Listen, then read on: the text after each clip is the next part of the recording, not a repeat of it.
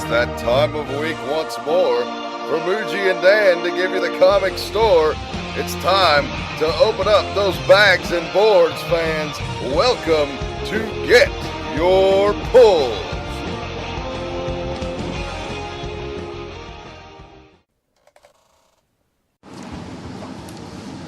Hello, welcome to Get Your Pulls, number 102.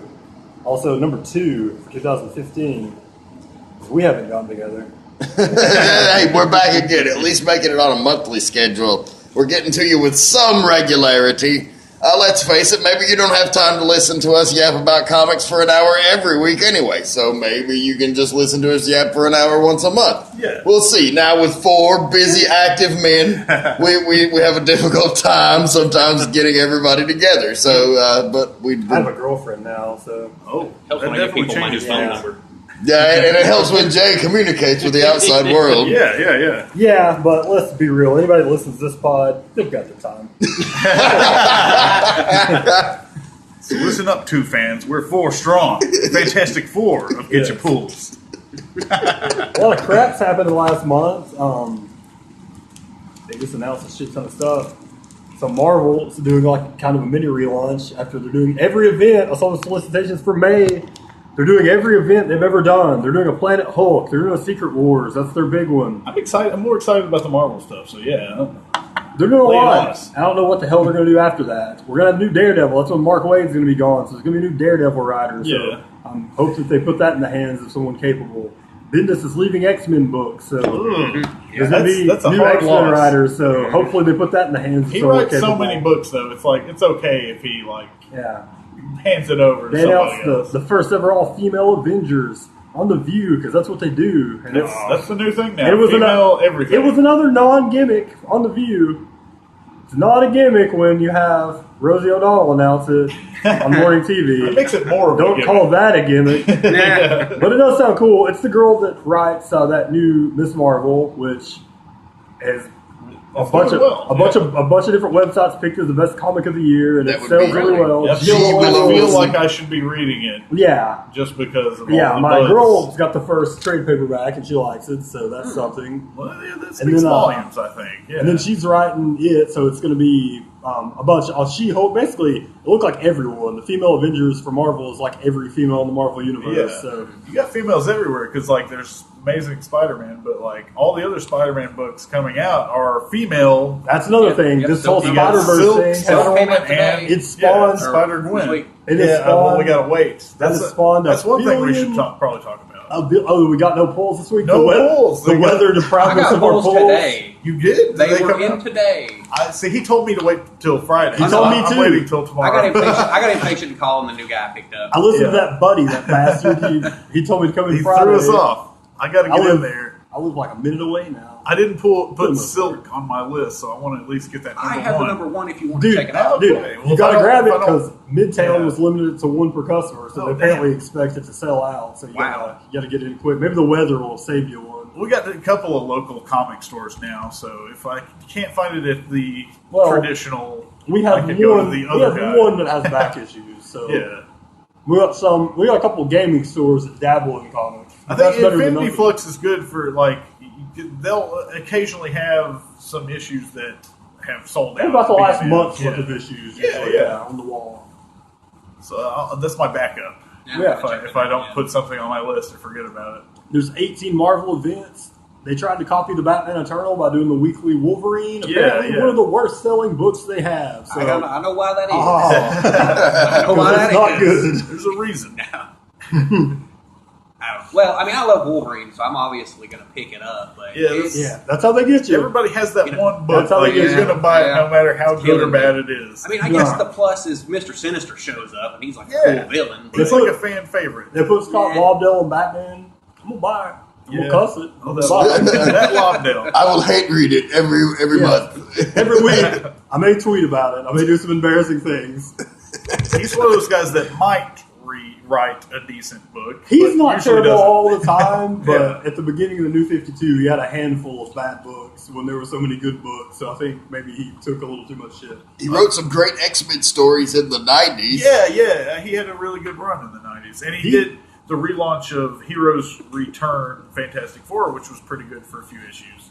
But then they handed it over to Chris Claremont, who filled each page with word balloons, which is fine. That's what he does. DC has a lot of guys who are like, man, they wrote some cool stuff in the late 80s, early 90s. They have a combination of brand new people that you barely heard of before.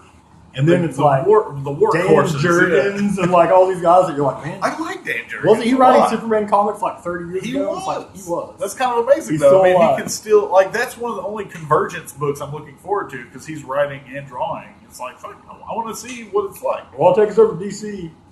Tons of DC stuff. Convergence. Everybody's had to pick their pulls. Mine is only Superman. Only Superman on that. I went boring, just picked the ones on my pull list. Yeah. So I got the Batman, the Detective. Actually, there's no Batman, crazily enough. Yeah, I was searching through the list. Like, I wanted to look at the Shadow of the Bat. Good. Maybe that means they're not going to fuck with it.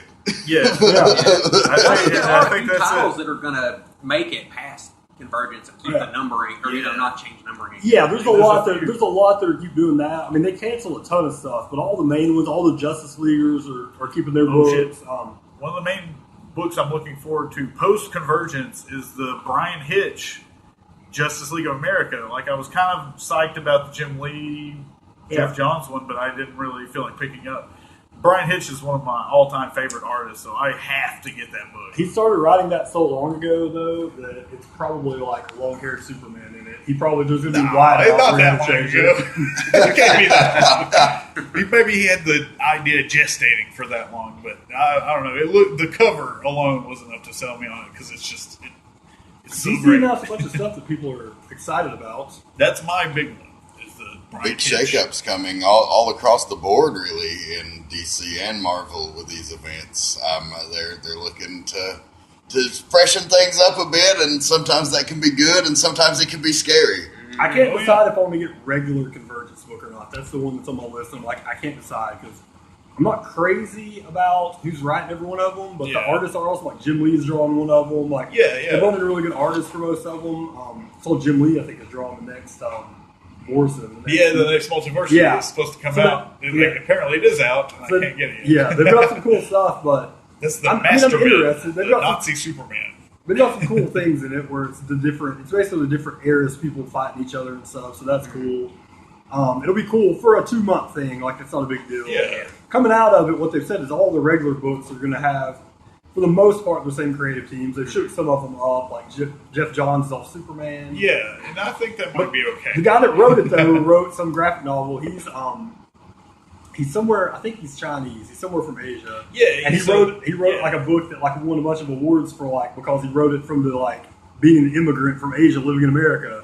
So he seems like a good fit for Superman. That's kind of what he's going to bring to the Superman book. I'm glad they're sticking with Romita because he's just now hitting his stride. Yeah. I think he had a really hard start of it because there's a lot of anticipation for it and expectations, and he maybe didn't live up to them at first. I'll get to that later. I've seen him do better work. Speaking of John Romita Jr., a little gift for Todd off Midtown there. What? Are you serious? A little gift for Muji fans, or from Muji fans for Todd. Wow.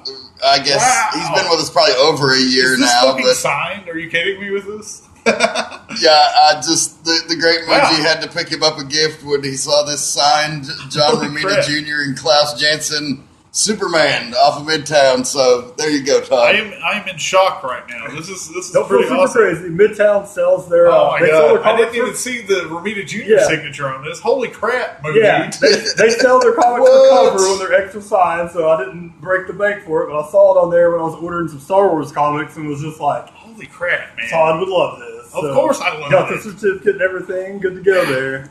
I'm really happy with this. I didn't expect this at all, man. That's really awesome of you.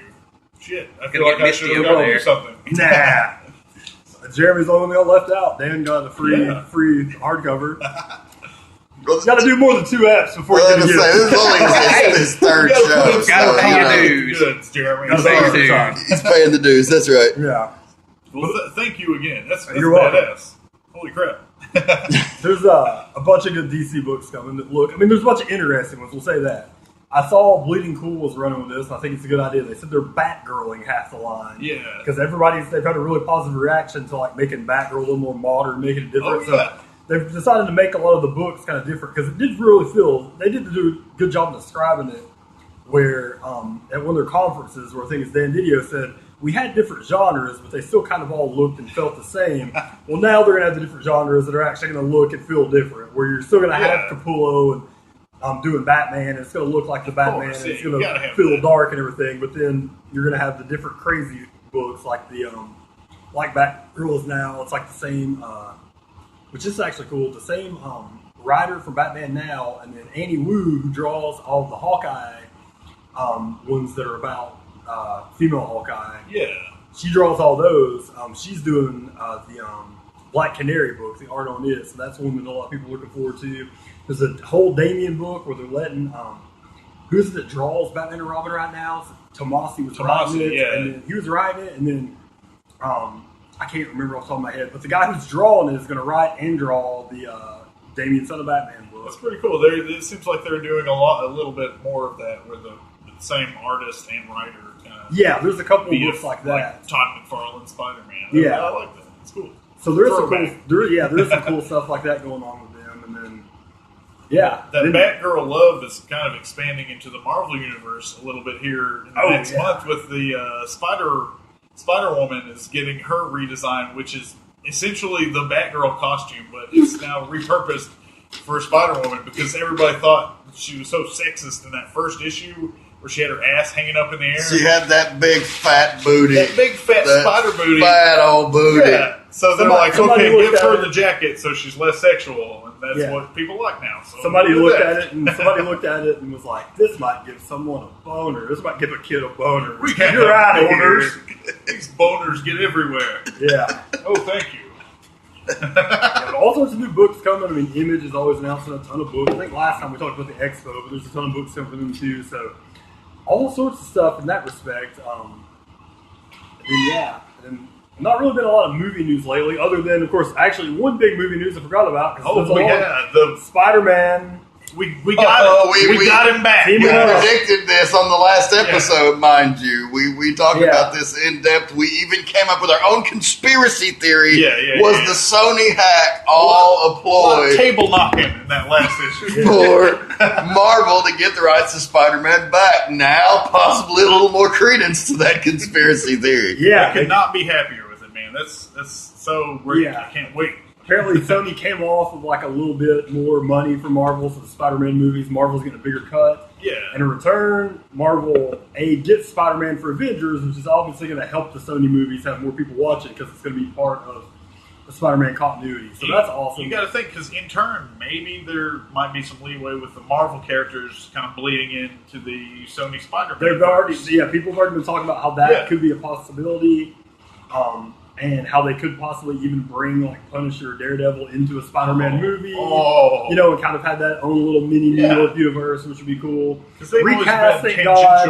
Hopefully they're going to get a non-supermodel looking dude to play Spider-Man this time. Somebody that you could believe to be a nerd for part of his life. Going back to high school, like they said. They're just disregarding those movies. The third reboot of Spider-Man, but I think hopefully they'll learn from the mistakes of the last one this time.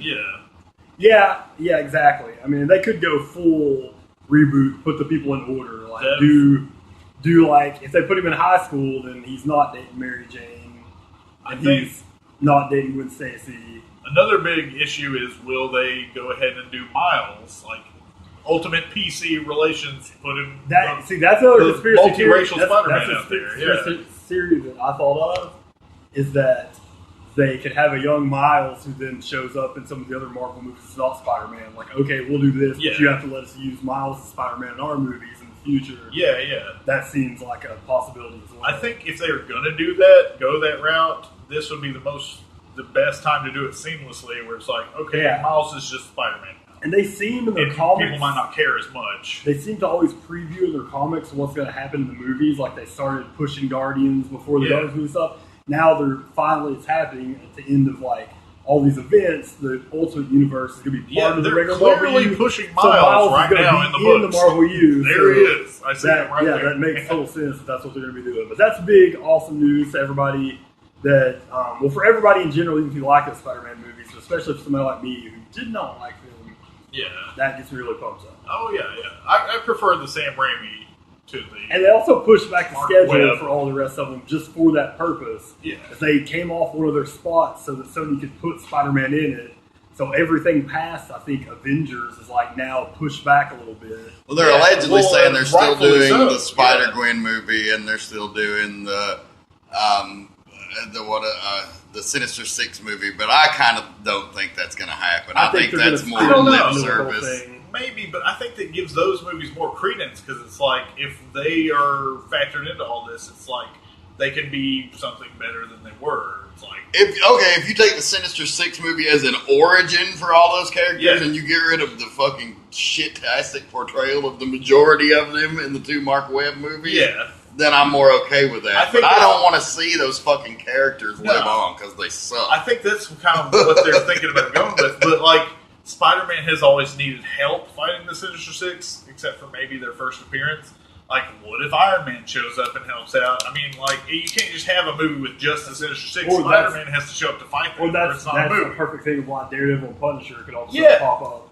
Daredevil Fucking from his Netflix Netflix Daredevil series shows up. gets New the rub Punisher for that shows up, and for yeah. that. I wouldn't doubt to see Punisher show up in the second wave of Netflix series Oh, either. hell yes. Like I bet he. Matter of fact, I bet Punisher cameos in Daredevil, and they just That'd be retool his origin instead of it being Spider-Man that he fights to be Daredevil Because because there's he been, fits in that universe there's so been a well. little bit of that with the Arrow's storyline because, like, Arrow has been fighting some of Batman's villains. And it's like they're kind of using him as a tool to get some of those third-tier Batman People actually villains know out who like there. Ra's al Ghul are. Like when he showed up, it was a big deal. Like Yeah. I was watching with somebody who's only seen the Batman movies and hasn't seen like a ton of stuff, and they're like, "Is that the guy from the movie?" And it was like, "Yeah, it's, Well, yeah, it is. it's not Liam Neeson, but yeah, it's that character." Yeah. Yeah. That's awesome. Yeah. And speaking of, I mean, the comic television has really been kicking ass as of late, and this is going to be the year where they really really has. test it. Where Yeah. they really test whether or not we've hit the point of oversaturation. I think we have, and here's why. There's a lot of great shows on right now. Flash, like I told Muji earlier, maybe it's because it's the shiny new toy, but it's Yeah. like my absolute favorite Oh, comic same love show it, here. man. right I now. agree with you. It's You my know, favorite. like it's so fucking good, and Arrow is so fucking My good. favorite still Arrow, for the record. Well, see, I'm a little behind on Arrow, so that may be why I put it in a kind of a back burner Yeah, I haven't watched it scenario. I feel like Arrow gets consistently better. Yeah, Yeah, it really it's has. when you're like, Because how I'm they on got- season 2. It How are does they ever seem going to better. like bounce back from how awesome having Deathstroke on there was? Like, oh, we're Yeah. gonna have Ra's al Ghul. That's how. Yeah, so It gives Deathstroke such a thorough origin, and like he's totally a whole, like a key Oh, you wish that character in the Deathstroke storyline. was Deathstroke in the movies. You wish that Manu Bennett, that just character, they would just pop him in. He could fight Batman in a Batman movie, and he'd be like, I accept this. This is Yeah. a worthy villain. Yeah. He's that good. Yeah, and I think that DC might be stepping on their own toes a little bit because they want to make the movie universe separate from the TV universe, even though the TV characters are already well established. It's like, Yeah, I understand the concept. It's like, oh, well, it's the multiverse. Like, the Yeah. TV's in its own continuity and the movies are in theirs, and that's fine. You really But- feel like Arrow, The Flash, Deathstroke, they can all translate to a movie and play the same guys and it would work. Yeah, they have. They've already established that they can, so it's a little disappointing that they're not going that route. But back to what I was saying, the Agents of S.H.I.E.L.D., which is, it's hit and miss, but it's mostly miss, in my opinion. Yeah, but I want to like it, but I just don't. Yeah, me too. I always find it a chore to get through it. Like sometimes they'll do shit on there that ties into like the movie universe and kind of explains shit that's going on there, and so it's cool and it's kind of a nice companion piece to the Marvel Cinematic Universe. Oh, yeah. But it just doesn't live up to its expectations. On the other hand, Agent Carter has been fucking phenomenal. Oh, Now, see, I didn't watch that because I thought, it's just It's too much been already. 5 times as good as Agents Really? of S.H.I.E.L.D. has been. Yeah, I've it only, really I've has. only watched the first 2 minutes, so I'm like, Yeah, But but coming from a guy who not only threw in the towel in Agents of S.H.I.E.L.D., I first wiped my ass with the towel. I completely don't fault you for that because it's been rocky. circling back around to the point of this giant rant is that Constantine is out there, and every episode I watch, I'm like, man, this is so fucking brilliant and good and well done. and I'm like 8 Who's got episodes the time? behind because I just don't have time to fit it into my schedule. That's the one I've been sleeping on the most. Yeah. I've kept up with it. I mean, It's I never really read good. any of the comics with that character, and I thought, I'll watch the show. Yeah. And the show, got me picking up the comic. And usually it's the other way around. Yeah. So I think it's been doing really well. Which that's another cool DC comic we're going to talk about. They said they're doing, basically, instead of Justice League Dark, they're doing one called Dark Universe. It's going to star Constantine. And then the regular Constantine book is canceled, but they're doing, everybody were upset because Hellblazer had so many issues canceled, so they're just doing John Constantine the Hellblazer is like the one comic that's coming out that also looks cool. It's cool that they kind of bring back the old title, even if it's a subtitle. Yeah. And that's allegedly what's going to happen with the TV show. We're hearing now that NBC is not looking to pick it up for a second season on its main network, but it looks like they're going to put it on Sci-Fi and rebrand it as Hellblazer in season 2. That's kind of neat. I like that. Yeah. If it stays alive, that's cool. Somebody coming, that Supergirl show's coming. It's by the same people that are producing Arrow and Flash, so you know it's going to be good, and you know it's going to cross over. I'll be there to it's watch on a different that. network.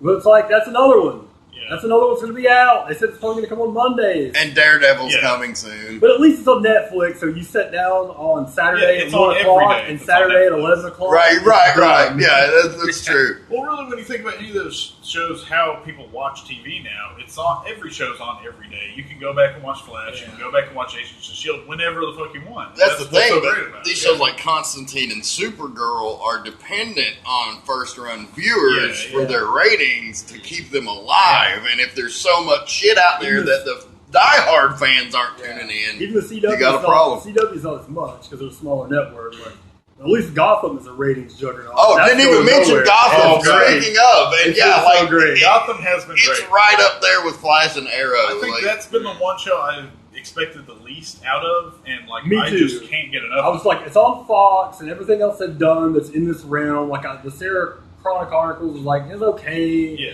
They've tried to do this with other shows that were okay. And they cast the dude from the OC as Gordon, and I was like, nah, really? Like, we'll see. But no, he's been awesome. great. He's young Gordon. he's the awesome. man. Young And- Bruce is so fucking good. I mentioned it on the show great, before, yes. but he's Well, All amazing. the characters are good, man. it's They're the all Penguin so good. show. It's all about Oh, the Penguin. the He's Penguin great. is the man. Come on. He's great. Everybody on the show is good.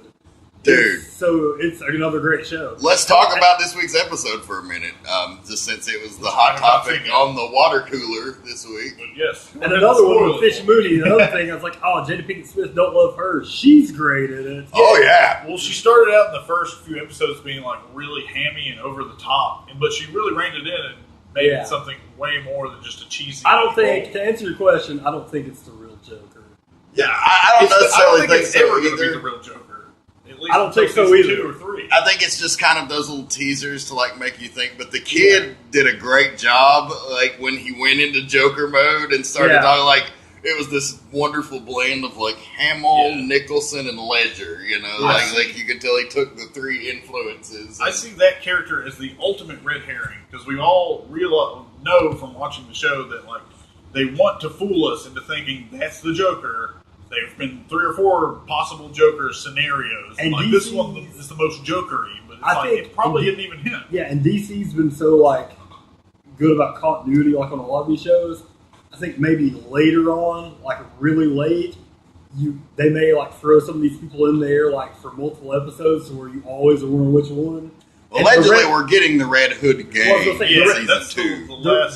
The Red Hood gang may go. The last episode and is then- called the Red Hood. And then, like, the last, but I don't think they'll probably show it. I think they'll do, Yeah. like, in Snyder, where the Joker's not even the leader of the gang at That's first. what I'm. So I think it's going to be in a situation where in one of the last episodes of the series, the Red Hood takes his mask off and laughs, and you finally know, oh shit, it's been that guy. That's They'll him. probably save that for Yeah. years down the line. Yeah. Like Smallville, That's didn't a big show you payoff Superman in for the him, cape yeah. till the end. Like I think that's going to be one of the big payoffs. That'd be for the show. smartest way to do it. Alfred, the guy that plays Alfred, is fucking amazing. Because Batman Yeah. causes the Joker to be the Joker, so you can't really have him until he becomes Batman. Yeah, Alfred's great. Basically, everybody on the show, they did a phenomenal job of casting the show. Like the young Riddler, you kind of see where just like he's a weirdo and people being a dick to him is what's going to cause him to freak Oh out yeah, and become the Riddler. definitely. Yeah, he's definitely a guy that is like he started out as a good guy for the most part. You know that you can Yeah. see like just having a shitty life is driving him towards the path of Hot ass Barbara. Oh, Barbara Gordon's mom is so hot. Yeah. Barbara Keene. Yeah. Yeah. She's so great. Well, the crazy scene this week where she's in there with Catwoman and Ivy. Yeah. And they're Gordon's not staying in his apartment because he's fucking Leslie Tompkins. And so he's letting the orphan stay in his apartment. Yeah. And Barbara comes back in there all fucking drunk. Oh, man. Yeah, Gotham is amazing. If you've slept on it or you've thought, I don't know, not another origin story, it's like Gotham Central meets television with just like the best premium actors. They bring like all the great premium programming actors onto the show, too. Fucking Angel Batista from Dexter is Maroni. And really great. I can't think of the guy that plays Falcone's name, but dude, he's been in everything. He's great. It's like I recognize him, but I'm not really sure what he has played in. I guess I need to take a trip to IMDb or something. And, you got Montoya and, what's the Christmas Allen? They got all the whole Gotham Central crew is there, Yeah, this week, Ryan Grayson's were on there. Yeah, that was awesome. Fuck yeah. You got Detective Flash from Batman Year One showing up and stuff. Yeah,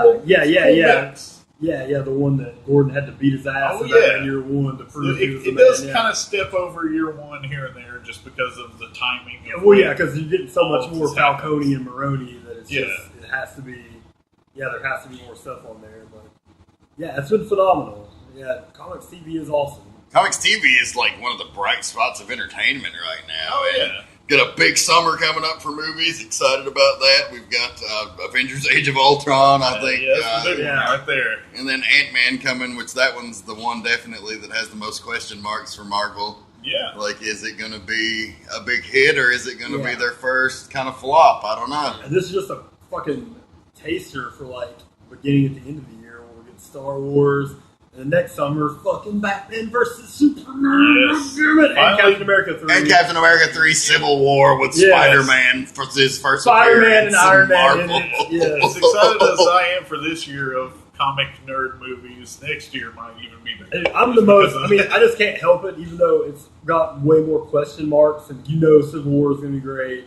Avengers 2 is going to be really good. It's got more question marks, but Batman versus Superman is the one that I just get immediately that's the home run about. I think. Yeah. Especially the small bit of stuff they showed, just that fucking there's not even a clear version of it, but just that all grainy, crazy Comic-Con version. That got me more excited of showing fucking Ben Affleck and the fucking Batman.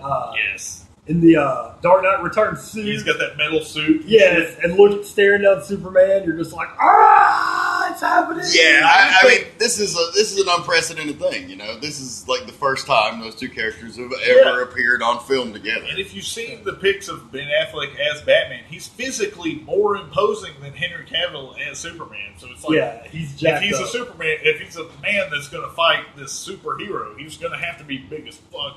He got ready to throw down. And we already know like Wonder Woman's going to be making an appearance in it. Everybody's and in we've it. got Aquaman. Wonder Woman's going to have a big appearance, so they're still saying that the movie's so big that we might get a bonus movie, that if there might be a Batman vs. Superman Part 1 and 2, then Justice League. This is the first instance where I almost hope there's a Part 1 and Part 2 of the movie. Because there's so much to do in it, But that's good. I think that's enough for the... I think we wrapped up all of our news discussion in a nice little package. Yeah, we can get to the polls.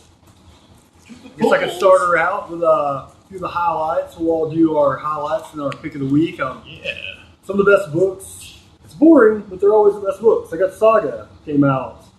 It's been on a roll. Issue number 25. Some crazy stuff happening in it. Loved it a lot. Sex Criminals number 10. Really great. The last couple of issues have been about this lady that they find out, to their knowledge, is like the first person that are able to do the thing they do in Sex Criminals. If you ever read Sex Criminals, essentially there are certain people who, when they orgasm, it stops time. They can go walk around in this universe, which is referred to as the Quiet by the lady in the book, and the man calls it Cum World. Cum World. Because they're all what dudes call things. I have some Cum World sand sanitizer that I bought from Matt Fraction himself. Yes. If you come and it stops time, why wouldn't you, as a dude, call it Cum World? Of course. But then they find out this lady they find out through reading some books and through some newspaper stuff. They're like, oh man, she's been able to do this for like years and years, and find her, and she's an old MILF, and so it creates some nice tension between our two main characters, Susie and the dude whose name John. Yeah, they got boring names. Susie and But, the dude. I always like that better. But it's really good. Then Batman number 38. Has everybody read this? Oh, Has everybody yes. read this? I Dan hasn't read this. don't think so. Yeah. I mean, I'm not going to spoil it, I guess, because it's just so Well, good. spoil if you have to. I'll try to plug Okay. my ears. So, great issue. Joker kicking Batman's ass, and then at the end, You get to see Quiltman. you get to see shows up. Quiltman. What the You fuck? can see all sorts of great stuff. And then at the end of the book, something totally unexpected happens. The return of something awesome. Batman's sitting there on the phone talking, telling what he's going to do. And it has a great line on here. He's asked over a thing, I believe by Alfred. It's about Alfred's like, what are you going to do? And he pauses and says, something I never thought I would. And then you flip it over. He says, all right, let's talk about history. Yeah. Bam! He went to the Court of Owls for help because he's trying to figure out, because all of a sudden, almost It style, the Joker, he started showing up in all these things. Like somebody that looks like the Joker is in like all these old things where it's like, he seems like he's like way older than this. So they're adding like a whole new mythos. I'm going to decide it's probably going to turn out that it's not him. Yeah, he's just fucking with them. Yeah, he's just fucking with them, but it's badass because you totally don't expect, like, oh shit, it's the Court of Owls, yeah. Oh my god. It's so good. It has the backup story I've been waiting. Sam Keith does the backup for it. Another one of your heroes. Which is, it's kind of weird and zany looking, but Yeah. that's what Sam Keith does the best. So I'm just glad that he was tacked onto this issue. Absolutely. And then my true pick of the week. Oh. I held out on it for like 2 months because I just heard too many people jerking off talking about it. That's what I've heard. So I was just like, I guess I'll buy it. Because then I was like, well, you know, as long as Cassidy's in the art, it's going to be great, you know, until like whatever, issue 3 or whatever. Yeah. Until the third issue. And Jason Aaron's one of the favorites. So it's like, might as well. Damn it, this Star Wars is so good. It's great. I got the first 2 issues. Each starts out, of course, with the updates of what's going on. Yeah. The awesome Star Wars lettering. Got the screen crawl there. It's got the screen crawl, and it's great. God damn And they it. started out with the art with the classic flyover. You can imagine watching the movie. Yeah. You can hear the sound effects as it happens. It looks great. And the first issue is great. I won't spoil everything that happens. I mean, spoiler, everything works out because in Empire they're all alive. It takes place directly a couple months after New Hope is when it's set. Awesome. They possibly picked the best time period. Yeah. To start. Yeah, really. One of the least explored. Yeah, it really It starts out with Han showing up on an Empire stronghold, and they're going to like blow it up. And he shows up just, you know, as Han the trafficker. And he's got a message from Jabba the Hutt, but of course he's got Luke and Leia dressed up as bounty hunters with him, and then they go try to fuck shit up. And it's just really good. It sounds just like Han. So it sounds like all the characters. I figure Han's the hardest one to get right. Yeah. But it sounds just like him. It's really good. The art's great. There's a little preview. There's Luke Cassidy after he does fucks not some stuff disappoint. up. It's so good. The art looks so good in it. And it just feels like Star Wars. Oh yeah, and then of course a big thing happens in it where there's the whole time they're like, wait a minute, we've got a special like representative from the Empire come to, you know, do on this deal that Han's there to do, and the whole time they're just like, okay, he's here, and of course it's Vader. So Vader shows up. And also you have to think this is Vader's, they do a bunch of great stuff kind of preview, because you know in Empire, Vader has obviously like had his eye on Luke the whole time, because his really only interaction with him is when Luke wrecks him. So, and then here, you know, and then by the time Empire happens, you know, he's like, I gotta find Skywalker, I know something's about it. Well, he runs into him here, and as soon as he gets there, he's like, something feels weird, you know, and then him and Luke have their first lightsaber battle, and Vader just kicks the shit out of him. And then he's about to kill him, and then Luke pulls a move and gets away, and then at the end, Vader's like, I think I may have underestimated young Skywalker. And you're just like, yeah! Oh, God damn. Damn it, if they could only go back in time and make this movie. It's so damn good. It's so great. It makes me want to get all the books. I'm not gonna. I'm just getting this one. I'm probably going to add that Darth Vader. I think that Well, I here's may the have been preview for the sold first on Vader's it. in the back. Also, really awesome looking art in it. I'm not familiar with Salvatore LaRocca, I actually am. but he's awesome. He's okay. Well, you got this, and the gimmick's good. Oh, there's Jabba. It's awesome. What's the Vader book about? Well, it's about Vader, but because of the shitty prequels, you kind of know the personality of Anakin. So you know in there, he's kind of still Anakin. And of course, he's going to do his own shit. So in the first episode, you see that he's showing up because he needs something from Jabba. So you can see Vader and Jabba come together. It made me want to get it too, but I'm not gonna. Yeah. And then you also got I will. more of a book for the ladies. I don't think. I mean, anybody could get it, but it's definitely drawn in a way you think would attract girls to the book. Princess Leia miniseries. Mark Waid's around. It can't be bad. Yeah. And it takes place immediately seconds after New Hope ends. You've got Leia standing on the podium, giving the things out, and then it kind of shows her story from there. So, It is. damn it, I was very, because I mean, it's like anything that's like an adaptation. It's like, okay, it's so good. It's ridiculous. Even in the novels, there was only really one book that explored that between New Hope, Empire Strikes Back. It was The Splinter of the Mind's Eye. I remember reading a long time ago. Yeah, that was it. They did. It's very little. I mean, they did a whole lot in between Empire and Jedi. They even did a video game and that big hardcover book with action figures that was like totally endorsed by Lucas. Shadows of the Empire. Multimedia thing. There was a soundtrack even. It was like fully endorsed as canon by Lucas. It's like this is like full movie canon. And it just makes sense. Like you get right off the bat there, and it's like they're going, what were they doing between those movies? Oh, they're showing up to try to destroy an Empire weapons facility, So, and it's the classic team just riding around. So it's so good. I'm so excited. I was gonna hold out. I was like, maybe it's getting such good reviews. I'll wait till the hardcovers come out and get it. But then finally, I was like, I'll get the first. So now I'm like, fuck, you got me. You got my money. Take my money, you motherfuckers. Shut up and take my money. All right. Well, who's next? Jay, Todd? I guess I'll go next since I have a concise note. Oh, since he has notes. I have a lot of notes. I'll try to keep it concise, though. Starting with all new X-Men, number 35 and 36, since our last time we were here together. It wraps up the big storyline, the team up between the all new X-Men and Miles Morales, the Ultimate Spider-Man. They get teleported to the Ultimate Universe, and they have this really badass team up. And it's got a lot of great Bendis writing. The stuff between the two Ultimate Jean Grey and the classic all-new Jean Grey, a lot of that stuff was badass. And in issue 35, there's a really badass moment where Iceman is stuck in Atlanta, Georgia. Like, when they were teleported to the Ultimate Universe, they were sprawled out to various places. Like, Beast was in Latveria, got mind-controlled by Dr. Doom to reveal all of his secrets. But Iceman, who's probably my favorite character of this whole series, he gets transported to Atlanta, Georgia. It's all hot as fuck there. And so all of his powers stop working, and he's fighting the mole men and, like, the mole monster, and he almost gets arrested by the police. But at the last moment, Storm shows up, and he realizes it's snowing. And he's like, oh, fuck. He's totally depowered at this point, and he, like, is able to power up his Iceman and block some bullets from the police, and he zaps out of there. But Iceman is totally a highlight for that. And they draw him in a different way. He, like, has these just completely black alien eyes, and I don't know. He's always good for comedic relief. You got the Black Vortex. I got the Black Vortex. I know we talk about the best of the week, but I had to bring Black Vortex because it's a shit fest. We have here Black Vortex Alpha, which I was conned into buying due to my love of all new X-Men. They team up with the Guardians of the Galaxy. It sucks.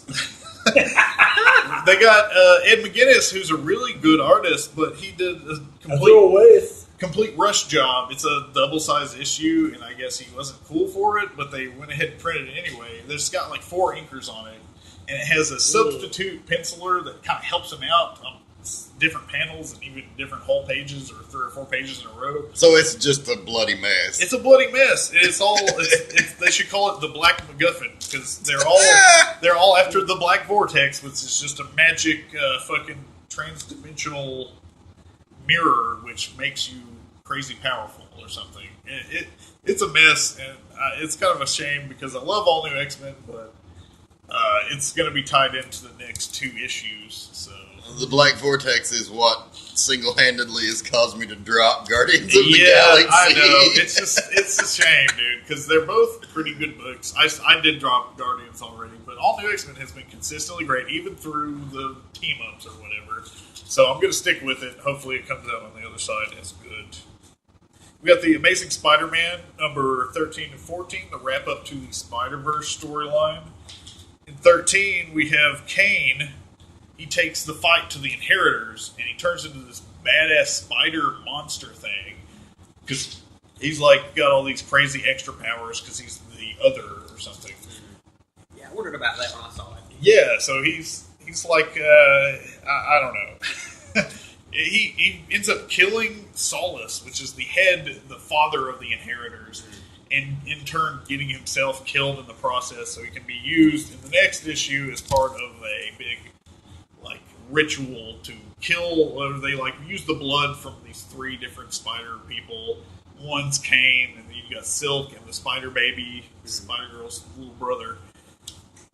And the cool part about Amazing number 14, we see Spider-Ham full on nude, replacing the Spider Baby as a last resort. The Ben Parker, Uncle Ben, takes the baby and teleports him to safety. Yeah, you think for a minute that Ben's crapping out on him. Yeah, you know? yeah. What the fuck? Yeah. Uncle Ben, his moment to shine, but he's the true hero. He fucking takes him to safety. And then we have fucking the dickhead Spider-Rock kills the Weaver out of nowhere, the guy who's in charge of all of the multi-strands of the Spider-Verse. He just fucking kills him so they can't do the ritual, even though they've already been saved by Uncle Ben and Spider-Ham fully nude. And now on to the other Marvel books. We got Powers number 1, which is a brand new relaunch just in time for the new PlayStation TV show. Talking about oversaturation. Yeah, there's another one. I'm actually going to have to get a PlayStation account so I can watch the show. It's one of my favorite comics of all time. I don't have a PlayStation, but you can buy a 1-month account so you can watch the episodes. So I'll probably do that. Maybe eventually get a PS4, whatever. I'm really excited about it. It was a good issue. It's a good applying the status quo. Christian Walker has gone AWOL again. He lost all his powers. Lots of gore, lots of titties, which is what you probably expect from Powers. Gore titties. Then we've got Miracle Man number 15. Possibly the best climactic battle ever between a superhero and villain in my estimation. I won't give away all of its secrets, but Miracle Man at the end has to make the ultimate hard fucking decision in how to defeat Kid Miracle Man. And it was devastating. I just sat there for an hour after I read it. I was just bummed out. It really doesn't hold back, and if you haven't read Miracle Man, if you like Alan Moore, this is probably one of his best books. Maybe Watchmen is better, but I don't know. It's just as good, if not better. On to my 2 indie picks. Or no, I have 1 indie pick. I narrowed it down. Nameless. Grant Morrison's. He's teaming up with Chris Burnham from his run on Batman Incorporated. It's really great. It's a kind of a confusing / amazing spy horror adventure. And it's the first issue. / amazing. The Grant Morrison yeah, story. that's his formula. But it's bad as fuck. You gotta read it. But it's confusing. It's like a cold open. You really don't know what's going on at first. But it really holds you on. It made me want to continue for the rest of the series. And on to my DC picks. We've already talked about Batman. I'll put that to the side. We got Superman number 38. Romita Jr. finally hits his stride, I think. He's been struggling with the artwork. I'm a really huge fan of his, but I think this run has taken a great deal of criticism. But finally, he wraps up his story with Ulysses, and we finally see another character from the DC universe. Batman shows up, and he looks amazing. So it really leaves you hungry for what else Romita's going to draw, the other characters that might be incorporated. So I'm interested to see what the other writer will do. Glad Romita Jr. is staying on. And my pick for book of the week is the thing I've been asking for, the Multiversity Guidebook. It doesn't give you all of the details of what all the characters' references are, but it shows you the whole 52 Earths and what they are and what they will be about. There's like maybe 7 that are secret. How much does that thing cost? It was surprising, like $8 to get it, and I didn't realize. But it was definitely the best book of the month. Flash makes an appearance, and he's kind of provides a framing reference to what Grant Morrison is about, and Grant Morrison draws himself in the book. Because as a kid, Grant Morrison was obsessed with the Flash because he broke the fourth wall, and he would there was like a comic where he implored the reader to buy the issue to save him or something, and that's always what all of his writings have been about. And the Flash, it talks about how he chose his name from the Jay Garrick version of the Flash, and Jay Garrick in his universe was a comic book character, and the whole concept of multiversity is okay, if these characters are fictional in this other universe and we're reading about them, maybe in their universe we're fictional, so that it makes them just as real as us. And it's it just really, it brings it all together. That's one of Grant Morrison's things that he does that is the signature that I love, and the other is how he can take the entire continuity of a story or a character, no matter how absurd, and tie it all together. All eras of Batman all happened in his universe. Exactly. And they don't always work like that. A lot of guys aren't smart enough to be able to come up with enough loopholes and outs to explain all that shit, but he always manages to. And the issue is still a proper issue of multiversity. It's like issue 7, but the framing story is still another story with 2 different Batmans coming together, and they find this stack of comic books, which is the multiversity comics, and a few other ones like Little Gotham. And at one point, you're reading the comic in real time with one of the characters. He's looking at the guidebook, and he sees the map of the multiverse, and he learns all the shit about the multiverse. You turn the page, and you see the map of the multiverse, and it's fucking amazing. And he even includes the Sandman's, the Dream World, as part of that, which is kind of cool. Sandman's always been kind of tangentially, some of the DC characters would bleed into his storyline, but this makes it official that is part of the DC universe proper. So cannot recommend this book enough. Go pick it up. Outstanding. I guess we'll just keep it going around the table, and we'll finish up with Mr. J. So I will briefly run through Mr. J. I will briefly run through what I have here. 4 issues of Batman Eternal, still kicking ass. The artwork still kind of dips from time to time, but it usually picks back up. But most of the time it's good. I mean, but it definitely has moments where it suffers. And that'd be my only criticism of the book. Right now we're exploring the world of Selena Kyle now, running the gang world of Gotham. She's the head of the crime families, and we kind of get to see that, as well as the rise of Harper Row and her superhero alias. Is happening. And then also, we get a lot more of the Stephanie Brown stuff in these 4 issues. So good stuff. Highly recommended. The first straight of that is out now. Would definitely recommend getting it if you didn't jump on board. 24 issues? There's 48 in all. Yeah, say this Future's in. I finally did it, by the way. I bought the first straight paperback, the first 24 Futures in. I just gotta know. It's the whole thing that's leading up to Convergence, so I just gotta know. Yeah, I'm interested to read that. That was one of the ones I forgot about, the new Batman Beyond. Because they've kept it going. Part of DC Universe proper whenever they bring that back. So I may have to get that. Oh, that sounds cool. Yeah. Other highlights would include from DC, Flash. Mm-hmm. Always good. Always good. I love this, evil Barry from the future is in the present fucking things up. And Barry from the present is stuck in the Speed Force, but this is kind of the issue where he figures out how to get back.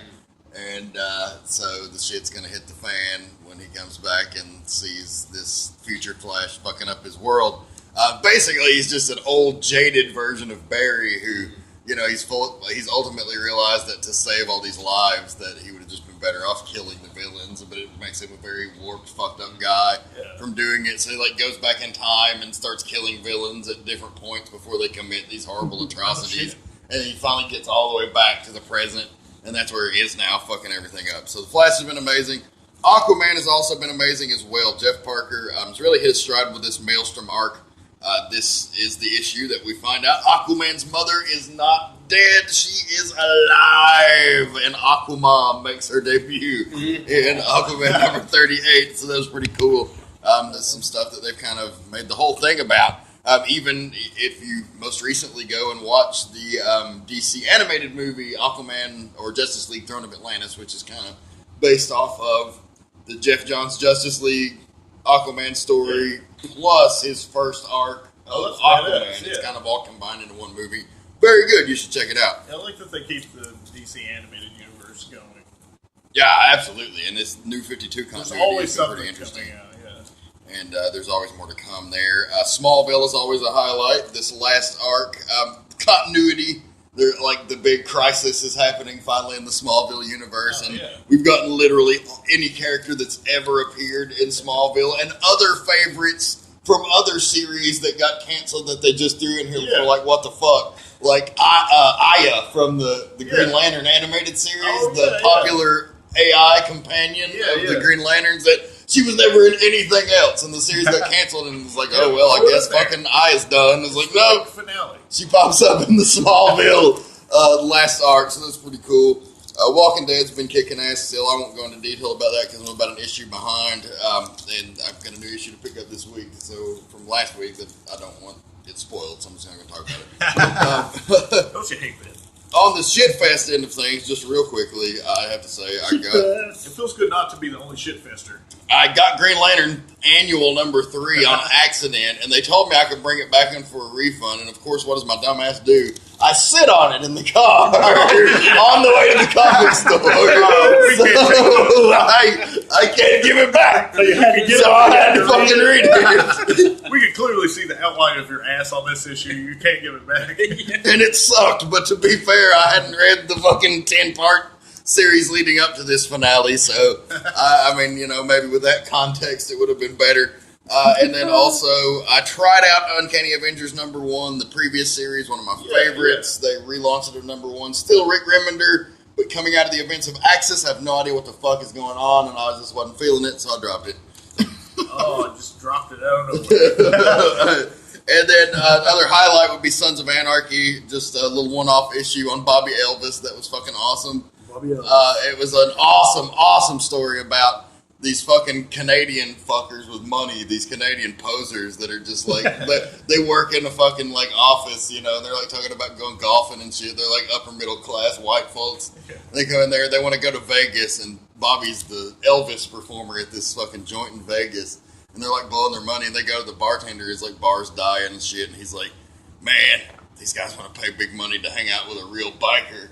And he's like, fuck, man. So he goes and, like, takes the guys out and, of course, gets them in a fight and fucking gets them arrested and all this other shit. Yeah. They end up stealing his cuts when they leave from their big night of partying, and he has to track them down and beat the hell out of them. It was great. It's just a one-off issue about an adventure of Bobby, and it was fucking great. But my pick of the week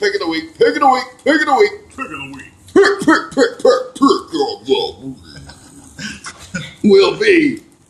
Actually, for as much shit as I've given Marvel over the last few months, Uncanny X-Men number 30. Oh, wow. Surprise. With Brian Michael Bendis on his way out. I read this issue, and I'm thinking, this is my one Marvel book remaining on my pull list. I also dropped Guardians of the Galaxy because they're tying in another goddamn crossover, and I swore they did that. I was dropping it, so that's what's happening.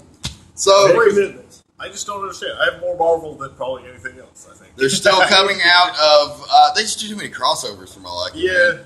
But coming out of the Last Will and Testament of Charles Xavier, one of the new X-Men of Scott Summers goes to the past to get Xavier to come to the present to try to stop what's happening.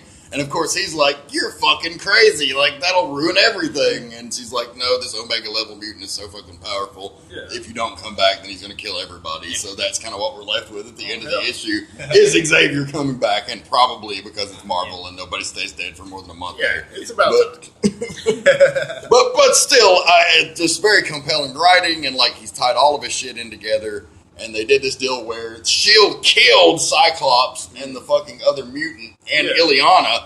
And the other mutant, because he was a fucking Omega level mutant, that Matthew kid that he hid away, he was able to fucking resurrect them and put their molecules back together. And just like, they're like, oh fuck, this guy's more powerful than anything we've ever seen. You know, they fucking nuked. Like, you watch a missile comes down and it hits Cyclops and Ileana, and they just fucking disintegrate into bones. And he's like, and just fucking like puts them back together, and they're like, oh shit. So yeah, really gonna be sad when Bendis is gone. Uncanny X-Men, definitely my pick of the week. He has had a massive run, though. So it's like, he wasn't just on one book. Otherwise, it might be a little more sad. No, and like, I would love, like, when it's all said and done, they've got to have a great omnibus of, like, his all new and his uncanny run. You know, like, all of that they were really kind of tied together. Yeah. And hopefully he'll have more time to write Powers, so I'm happy about that. All right, on to Jay, down for the final bit of the show here. I've got a few here. I guess I'll start out with some of my least happy polls. We mentioned it sort of at the beginning of the show, the weekly Wolverines series. And of course, as we all suspected, it's all about trying to resurrect Wolverine. We know it's coming, and they kind of lead toward that, and I'm okay with it because he's like my favorite character. He's got to come but back. It's a weekly book, and it's kind of like... Isn't Bendis writing Old Man Logan? That's part of the... Yes. Yeah, it's just announced, I think. But yeah, it's sort of, I buy it because I love the character, not necessarily because the book is great. That's how they get you. Yeah, every time. So it's kind of on my bad end. I got a few that I was pretty impressed. It's been a while since I've been with these guys, so some of them are a little older, but we'll go over them. I picked up Constantine number 22 the other day.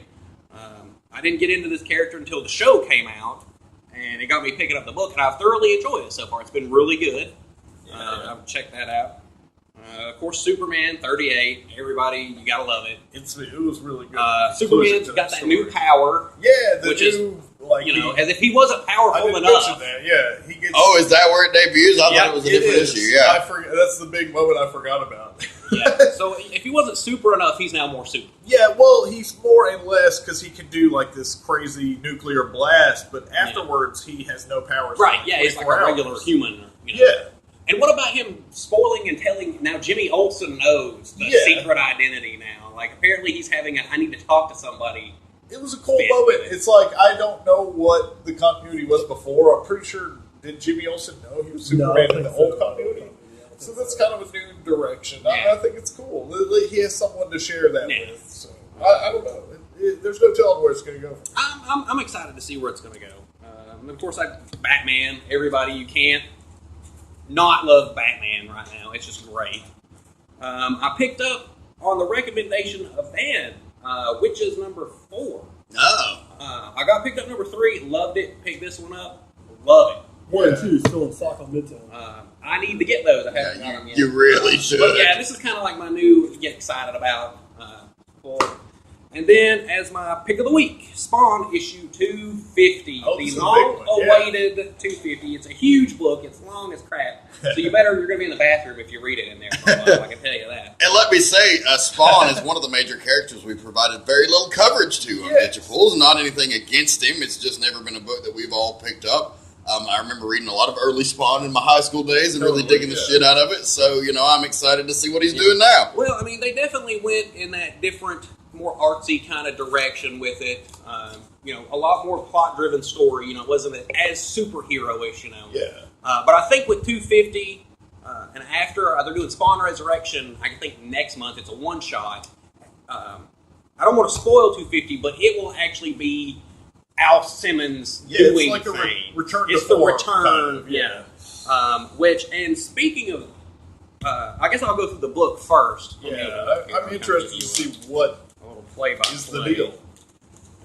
He got a bit of a costume upgrade, too. Speaking of early image, while you're pulling that out, I saw the announcement. Rob Liefeld brought back Brigade and and something else, another one of his early image books. 2 of those books are like coming back. I'd like to see Youngblood come back almost. Is that it? That's what I was going to ask. Was it Youngblood? That's the big one. It seems like he would I think it might be that. Yeah, I think it might be that.